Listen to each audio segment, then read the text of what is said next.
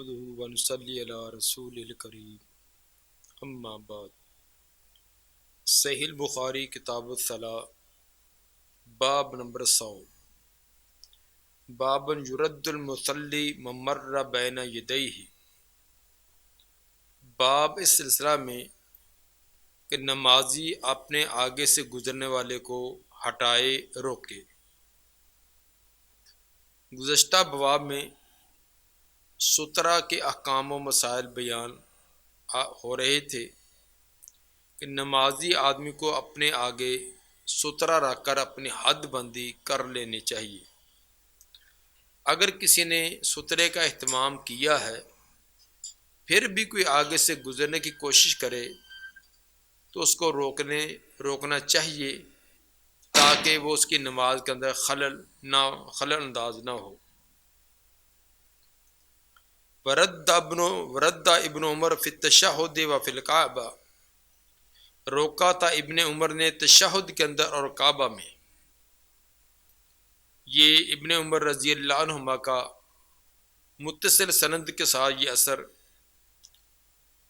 مصنفہ ابن ابی شیبہ جلد 1 صفحہ 284 پر اور اسی طرح مصنف عبد الرزاق حدیث نمبر 2337 پر ہے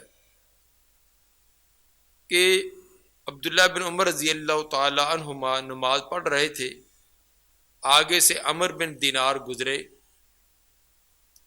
تو انہوں نے ان کو روک دیا۔ پھر تشہد کا تذکرہ اس لیے کیا کہ شاید کوئی یہ سمجھے کہ قیام کی حالت میں، رکوع کی حالت میں آگے روکنا ممکن ہوتا ہے تو اس وقت تو روکے۔ تشہد کے اندر آگے بڑھ کر روکنے کے لیے ایک دقت ہوتی ہے تو اس کے اندر شاید آگے سے گزرنے والے کو اجازت دے دینی چاہیے۔ امام بخاری رحمہ اللہ اس وہم کا ازالہ فرمانا چاہتے ہیں کہ تشہد میں ہو اور تشہد کے بھی اختتام پر پہنچا ہو تب بھی کوئی سترے کے آگے سے گزرے تو اس کا روکنے کی کوشش کرے۔ وفی الکعبہ کا تعلق یا تو پیچھے والی عبارت کے ساتھ ہی ہے کہ تشہد کی حالت میں بیت اللہ کے حرم میں آگے سے گزرنے والوں کو انہوں نے روکا۔ یہ بھی ہو سکتا ہے کہ یہ دو الگ اثر ہوں۔ پہلا ہے کہ وردہ ابن عمر فی التشہد، ابن عمر نے تشہد کے اندر روکا، اور اسی طرح ابن عمر نے فی الکعبہ بیت اللہ میں یعنی بیت اللہ کے مطاف میں بھی آگے سترہ رکھا ہوا تھا اور سترے کے آگے سے گزرنے والے کو روکا۔ وقال ان ابا الا یقاتلہ، فرماتے ہیں کہ اگر وہ آگے سے گزرنے والے کو روکا جائے اور وہ رکنے سے انکار کرے تو پھر اس سے لڑائی کرے۔ لڑائی کرنا، لڑائی سے مراد سختی سے روکنا ہے، یہ ایک مبالغہ ہے، ورنہ یہ مراد نہیں کہ نماز کو توڑ کر، نماز کو چھوڑ کر اس کا گریبان پکڑ لے اور ایک دوسرے سے گتھم گتھا ہو جائے، یہ معنی نہیں ہے، بلکہ یہ تو ایک بہت بڑا خلل ہوگا اور ایسا خلل جس سے نماز بھی باطل ہو جائے گی۔ بلکہ قتال سے مراد سختی سے روکنا ہے۔ سختی سے مراد تو پہلے سر اشارہ کیا تھا یا معمولی کا ہاتھ لگا کر پیچھے کیا تھا، تو پہلی مرتبہ تو ممکن ہے کہ اس کو پتہ نہ ہو، کسی اور خیال میں گزرتا جا رہا ہو یا اس کے تصور میں ہو کہ یہ ویسے ہی کوئی بیٹھا نماز ادا نہیں کر رہا، تو اس لیے پہلی مرتبہ تو سختی نہ کرے۔ جب اس کو پتہ چل گیا ہے ایک بار روکنے سے کہ یہ نماز ہے، پڑھتا ہے، آگے سے گزرنا منع ہے اور روک بھی دیا پھر گزرتا ہے، اس کا معنی شیطان اس کے اوپر سوار ہے، وہ کوشش کرتا ہے کہ اس کو آگے سے گزار کر اس کے نماز کا خلل ڈالا جائے۔ تو ایسا جس کے اوپر شیطان کے اثرات غالب ہوں تو اس کو پھر سختی سے روکنا چاہیے۔ سختی سے مراد کہ پوری کوشش کے ساتھ اس کو ہاتھ سے پیچھے دھکیلنے کی کوشش کرے۔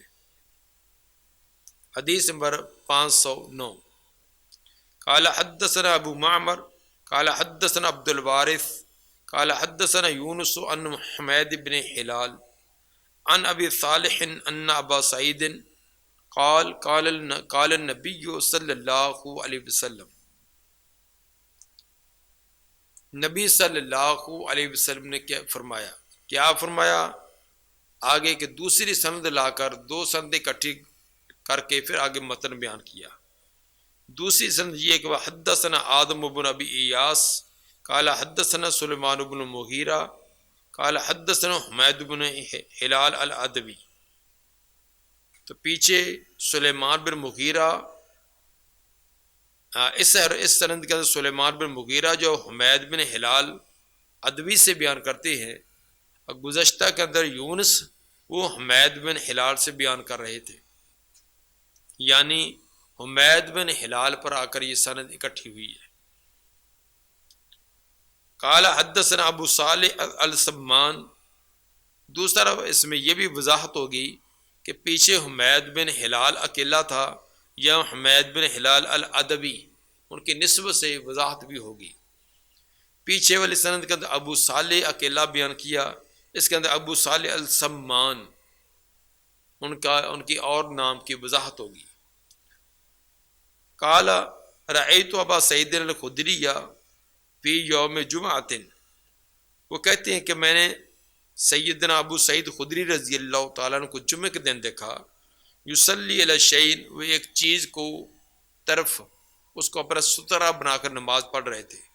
یسترہ من الناس، اس چیز کو انہوں نے لوگوں سے سترہ بنایا تھا. کوئی چیز بھی آگے، کوئی لکڑی ہے، کوئی اور چیز ہے، تو اس نے آگے رکھ کر اس کو سترہ بنا کر نماز ادا کر رہے تھے.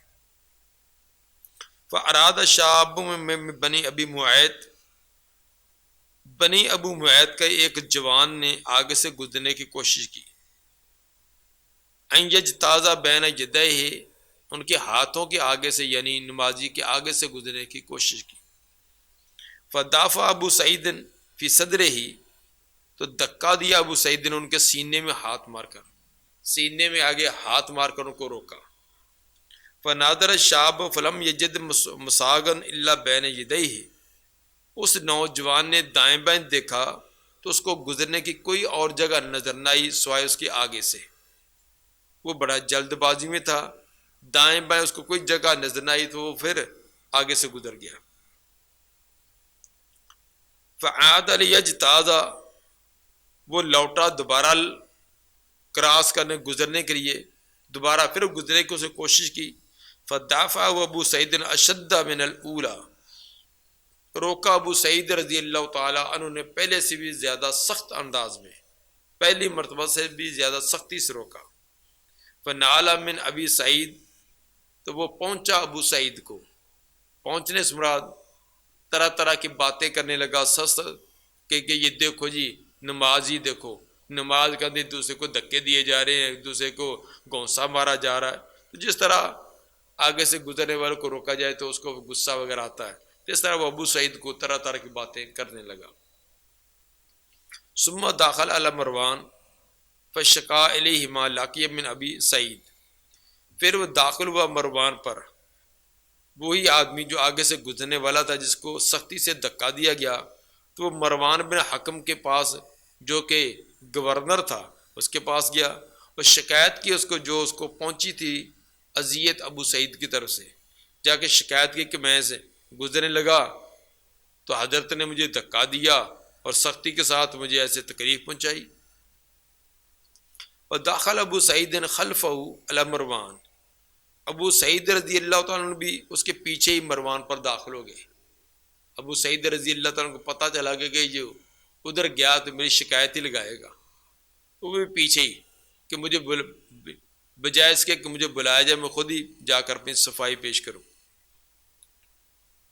فقال ما لک ولابن اخیک یا ابا سعید، مروان پوچھنے لگا کہ کیا آپ کا معاملہ اپنے بھتیجے کے ساتھ، اے ابو سعید، یہ تیرا بھتیجے سے بڑا کہ وہ ابو سعید رضی اللہ تعالیٰ بڑی عمر کے تھے، وہ صحابی تھے، یہ چھوٹا تابعی ہے اور ویسے عمر میں بھی چھوٹا ہے، جیسے چھوٹے کو بھتیجا کہہ دیا جاتا ہے، کہ یہ تیرا اس کے ساتھ معاملہ کیا ہے، کیا تمہارا آپس کے اندر کوئی اختلاف و تنازع ہے.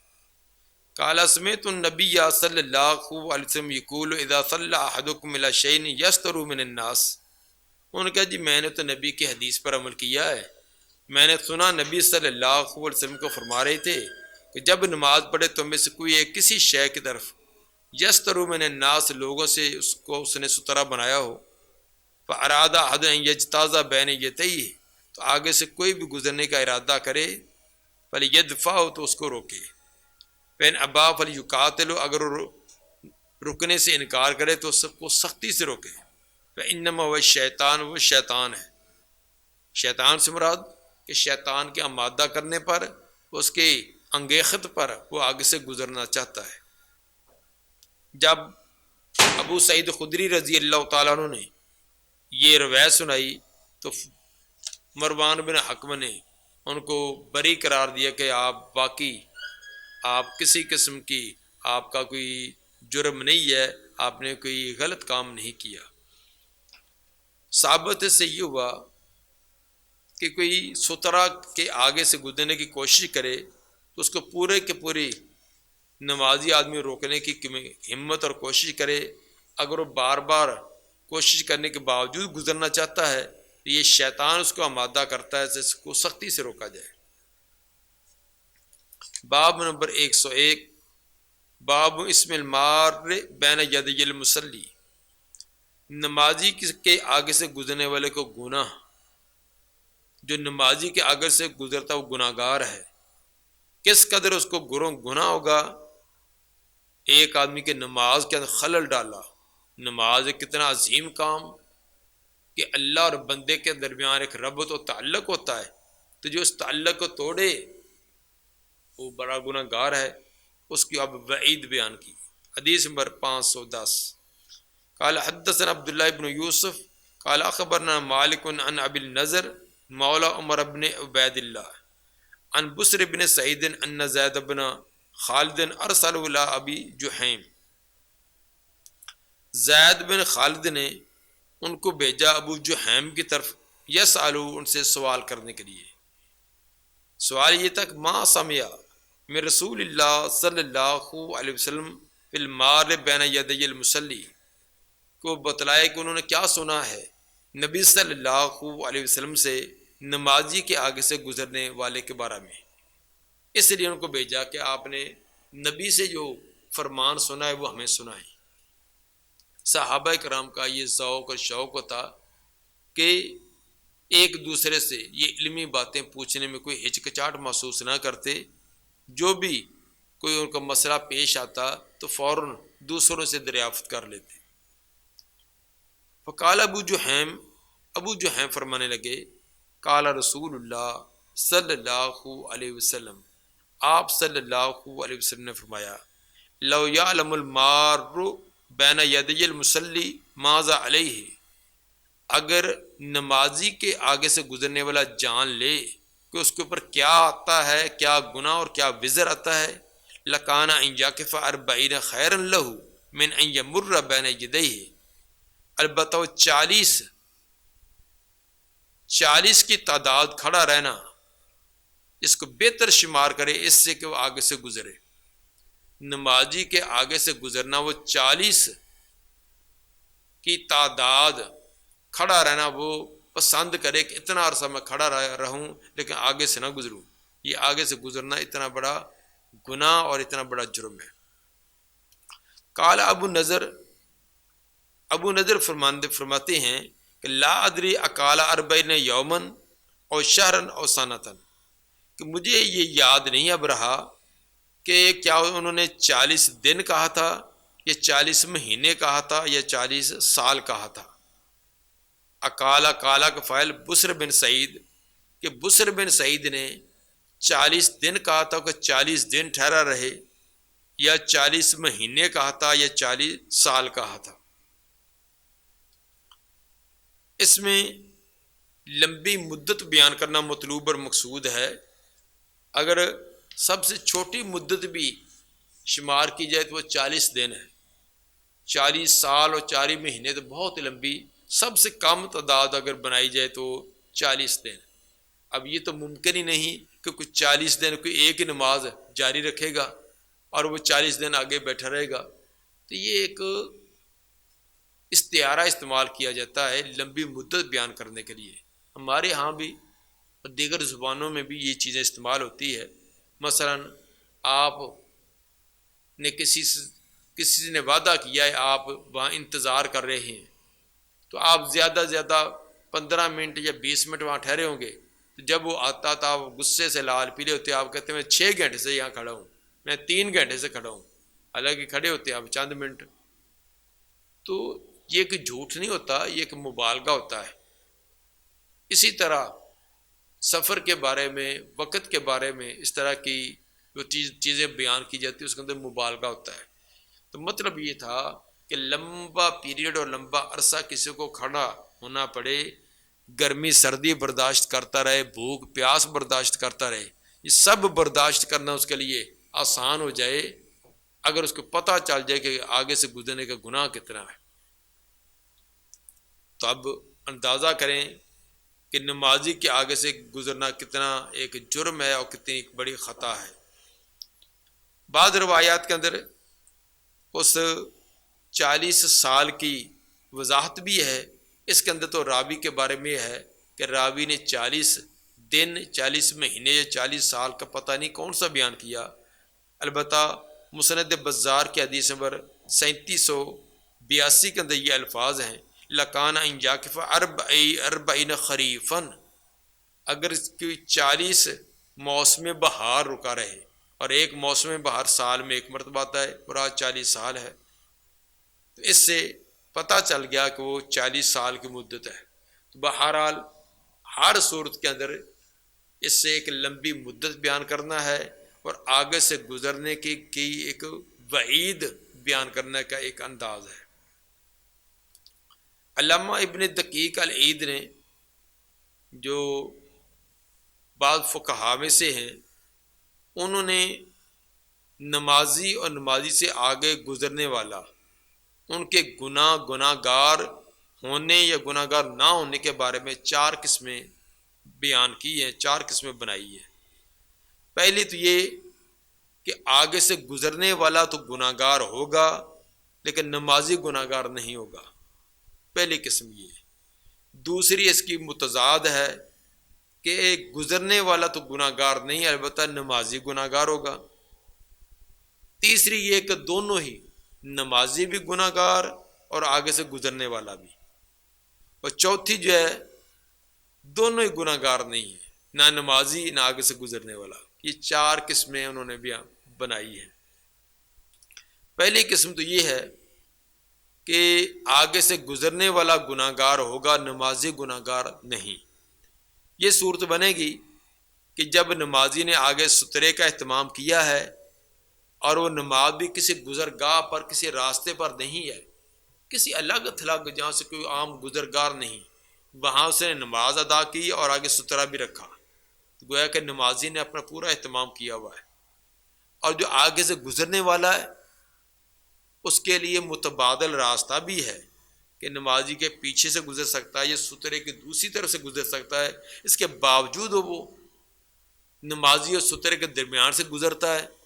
ایسی شکل کے اندر نمازی گناہ گار تو نہیں، کیونکہ اس نے پورا اہتمام کیا اپنا، لیکن آگے سے گزرنے والا گناہ گار ہوگا، اس لیے کہ آگے متبادل راستہ بھی تھا پھر بھی آگے سے گزرا ہے۔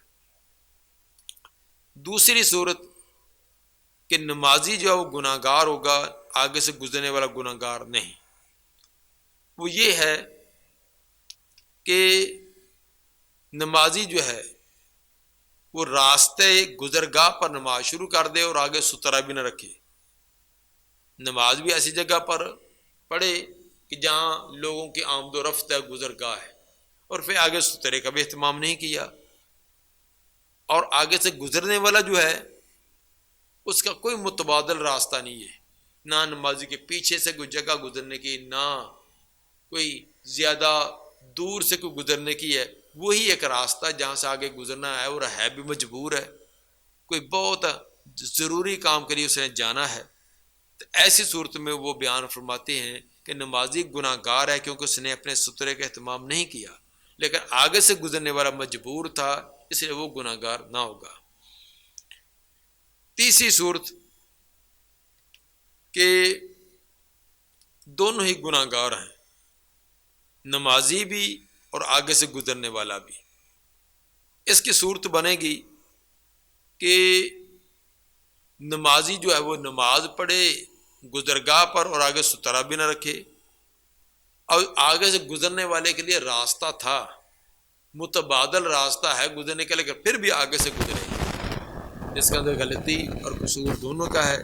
نمازی کا اس لیے کہ اس نے سترے کا اہتمام نہیں کیا، کہ گزر بگاہ پر نماز بھی ہے اس لیے وہ بھی گناہ گار ہے، آگے سے گزرنے والا بھی مجرم ہے کیونکہ اس کے لیے متبادل راستہ تھا، اس کو چھوڑ کر جان بوجھ کر آگے سے گزرا ہے، دونوں گناہ گار۔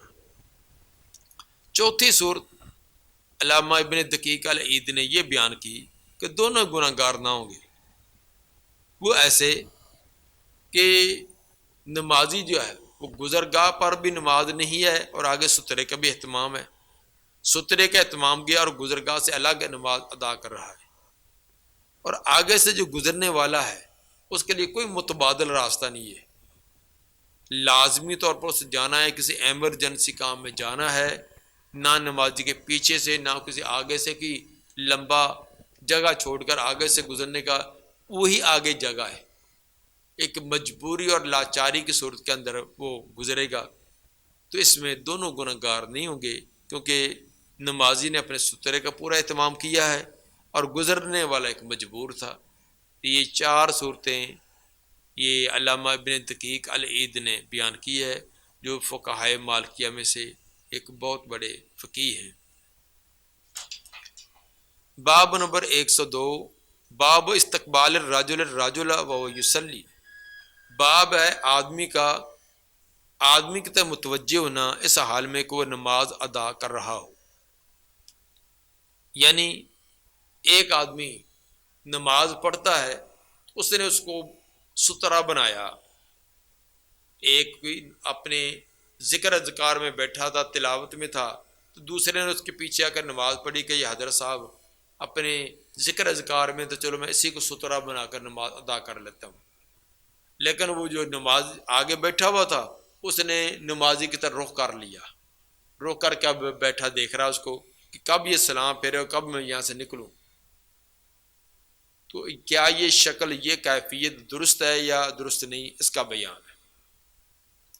وقارہ عثمان ان یستقبل الرجل وهو یصلی، ناپسند کیا تو عثمان رضی اللہ تعالیٰ عنہ نے کہ آدمی کی طرف متوجہ ہوا جائے اس حال میں کہ وہ نماز ادا کرتا ہو، نمازی نماز پڑھ رہا ہو تو کوئی اس کی ان کی طرف متوجہ ہو کر بیٹھے تو یہ درست نہیں ہے، اس لیے کہ نمازی کے خشوع کے اندر فرق آئے گا، خلل آئے گا، اب وہ ایک دیکھ رہا ہے تو ایک تو وہ خشوع اور خضوع والی کیفیت نہیں بنا سکے گا، صاف ظاہر ہے جب کوئی نہ دیکھ رہا ہو تو انسان منہ کو ڈھیلا کرے گا، کبھی ٹیڑھا میڑھا کرے گا، اپنے رب کو اپنے گناہ گار اور عاجز ہونا کا اظہار کرے گا، تو جیسے زبان سے الفاظ سے ہوتا ہے اس طرح کیفیت سے بھی ہوتا ہے، ایک اپنے آپ کو مسکین، ایک بے بس بے سہارا ثابت کر کے گناہ گار اور عاجز ثابت کرنے کی کیفیت، منہ کو ڈھیلا کر کے مختلف کیفیتیں بنا کر دکھلائے گا، تو جب کوئی دیکھ رہا پھر تو ایسے نہیں کر سکتا۔